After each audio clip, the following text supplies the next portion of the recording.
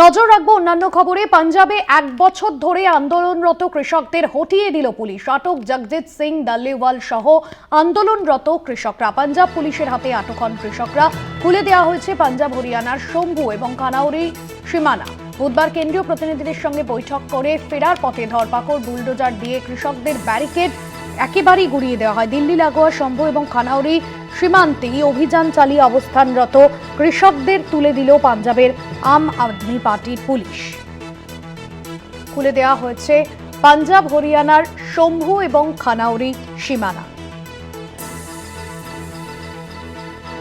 আমাদের political editor Ashis Chattopadhyay রয়েছেন আমাদের সঙ্গে সরাসরি নিউজ রুম থেকে। আশিসটা, গত কয়েকদিন আগেই কৃষকদের যে অভিযোগ, আক্রান্ত কৃষকদের যে গত কয়েকদিন আগেই আপের তরফে জানানো হয়েছিল যে আন্দোলনরত কৃষকদের দমনের তাদের কোনো ইচ্ছে নেই, কেন্দ্রীয় সরকারের সঙ্গে আলোচনার পরেই যাবতীয় সিদ্ধান্ত নেওয়া হবে। তাহলে কেন আম আদমি পার্টির এ ধরনের আচরণ কৃষকদের উপর?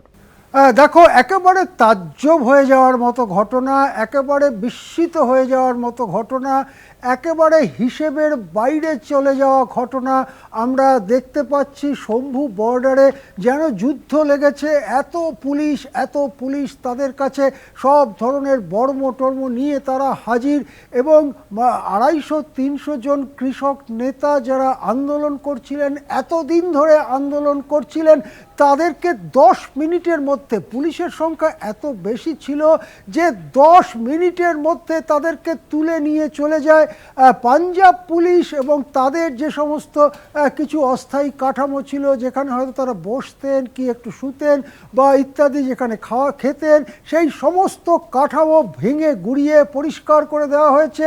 এবং শম্ভু বর্ডারে যে রাস্তা, সেই রাস্তা খুলে দেওয়া হয়েছে ট্রাক বাস গাড়ির জন্য। এবং যিনি অনশন করছিলেন, প্রায় 1 বছর ধরে অনশন করছিলেন, এই জগজিৎ সিং দাল্লিওয়াল, তাকেও গ্রেপ্তার করা হয়েছে। সবাইকে গ্রেপ্তার করা হয়েছে, শুধু শম্ভু বর্ডার নয়, আরও কয়েকটা জায়গায় যেখানে কৃষকরা আন্দোলন করছিলেন, সব জায়গার থেকে একটা অপারেশনে, 1 ঘন্টার অপারেশনে গোটা কৃষক নেতা নেতৃত্বকে তুলে নিয়েছে পাঞ্জাব সরকার। এখন কি এমন ঘটলো যাতে পাঞ্জাব সরকার এত বড় পদক্ষেপ নিল, সেটাই কিন্তু বড় প্রশ্ন। আমরা জানি যে বুধবার গতকাল কেন্দ্রীয় সরকারের সঙ্গে আলোচনায় বসেছিল এই কৃষক নেতাদের প্রতিনিধি দল। তারা এই নিয়ে 7বার কেন্দ্রীয় সরকারের সঙ্গে আলোচনায় বসলো। কৃষক নেতাদের মূল দাবি কি? যে সমস্ত কৃষিজ পণ্যের জন্য মিনিমাম সাপোর্ট প্রাইস বা ন্যূনতম মূল্য গ্যারান্টি করতে হবে সরকারকে। এর অর্থ কি? এর অর্থ হচ্ছে, বাজারে যদি ওই ন্যূনতম মূল্য বা সবথেকে কম মূল্যের থেকেও বাজার যদি পড়ে যায়, তাহলে সরকার এই ফসল ন্যূনতম মূল্যে কিনে নেবে। অথবা বাজারে যদি কৃষকরা কম দামে বিক্রি করেন, তাহলে যতটুকু কম দাম হলো ন্যূনতম দামের থেকে, সেই পরিমাণ ভর্তুকি সরকার কৃষকদের দিয়ে দেবেন। এই হচ্ছে দাবি। এতদিন পর্যন্ত বিজেপি বলে এসছে এটা অর্থনৈতিকভাবে সম্ভব নয়। ইতিমধ্যেই অনেকগুলো ফসলের জন্য মিনিমাম সাপোর্ট প্রাইস রয়েছে, চাল, গম, ডাল ইত্যাদি অনেক ফসলের জন্যই মিনিমাম সাপোর্ট প্রাইস রয়েছে, কিন্তু সমস্ত কৃষি পণ্যের জন্য এটা করা সম্ভব নয়।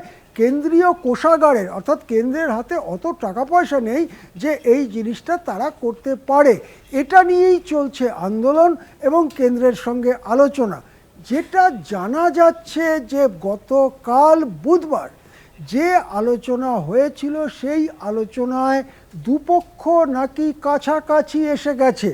অর্থাৎ কৃষকদের দাবি থেকে তারা কিছুটা পিছু হটেছে, আর কেন্দ্র তাদের অবস্থান থেকে কিছুটা এগিয়ে একটা কথা ঠিক হয়েছে যে এই এমএসপি, অর্থাৎ ন্যূনতম মূল্য কৃষির, মিনিমাম সাপোর্ট প্রাইস, এই ন্যূনতম মূল্যর ব্যাপারটা আরও গভীরভাবে খতিয়ে দেখা হবে। তার জন্য ব্যবস্থা নেওয়া হচ্ছে, মেকানিজম তৈরি করা হচ্ছে।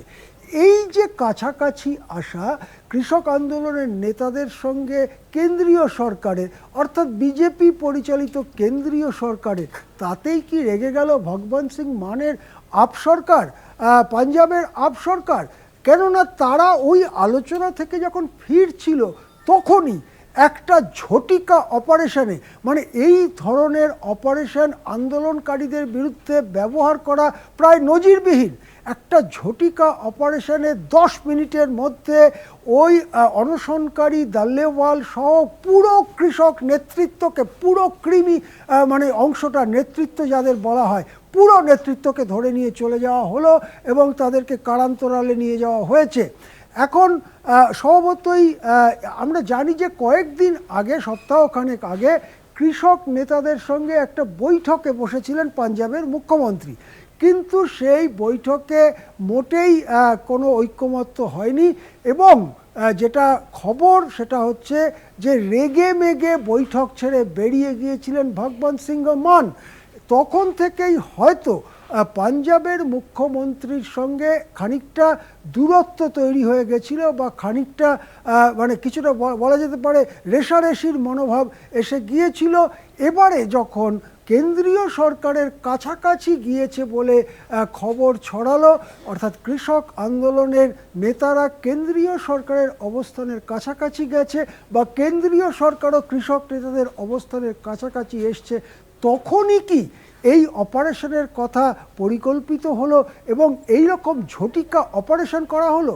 যাই হোক, আন্দোলনরত কৃষক, বর্ষিয়ান কৃষক নেতা, অনশনরত কৃষক নেতাদের এইভাবে গ্রেপ্তার করে ঝটিতি অপারেশনে তাদেরকে তুলে নিয়ে গিয়ে সমস্ত ইনস্টলেশনস ভেঙে দিয়ে তাদেরকে জেলে নিয়ে যাওয়ার ব্যাপারে কিন্তু স্তম্ভিত সারা দেশ। একদমই ধন্যবাদ জানাবো আশিস দা আপনাকে। সরাসরি ছিলেন নিউজ রুম থেকে আমাদের পলিটিক্যাল এডিটর আশিস চট্টোপাধ্যায়। পাঞ্জাবে 1 বছর ধরে আন্দোলনরত কৃষকদের হটিয়ে দিল পুলিশ। আটক জগজিৎ সিং দাল্লেওয়াল সহ আন্দোলনরত কৃষকরা। পাঞ্জাব পুলিশের হাতে আটক হন কৃষকরা। অন্যদিকে পাঞ্জাব হরিয়ানার শম্ভু এবং খানাউরি সীমান্ত খুলে দেওয়া হয়েছে। বুধবার কেন্দ্রীয় প্রতিনিধি দলের সঙ্গে বৈঠক করে ফেরার পথে ধরপাকড়, বুলডোজার দিয়ে গুড়িয়ে দেওয়া হয় কৃষকদের ব্যারিকেড। কেন্দ্র আন্দোলনরত কৃষকদের মধ্যে আলোচনার বিঘ্ন। কেন্দ্রের সঙ্গে বোঝাপড়া চাইছে না পাঞ্জাবের আপ সরকার। অভিযোগ কেন্দ্রীয় মন্ত্রী রবরিত সিং বিট্টু। দুটি মহাসড়ক বন্ধ থাকায় ব্যবসা এবং শিল্পের ক্ষতি হচ্ছিল, দাবি পাঞ্জাবের আপ সরকারের অর্থমন্ত্রীর। আক্রান্ত কৃষকদের অভিযোগ, দুদিন আগেই আপ সরকার জানিয়েছিল কৃষক আন্দোলন দমানোর তাদের কোনো ইচ্ছে নেই। কেন্দ্রীয় সরকারের সঙ্গে আলোচনা ফলপ্রসূ না হওয়া পর্যন্ত কৃষকরা বসে থাকেন। বিভিন্ন দাবি দেওয়া আদায়ের লক্ষ্যে পাঞ্জাবের কৃষকরা গত 13 মাস ধরেই সেখানে অনশন অবস্থান করছিলেন। পাঞ্জাব সরকার তাদের বাড়ি বাড়ি উঠে যেতে বলছিল। ঘটনাচক্রে বুধবার রাতেই চণ্ডীগড়ে কেন্দ্রীয় সরকারের সঙ্গে 7ম দফার আলোচনায় বসে কৃষক নেতারা।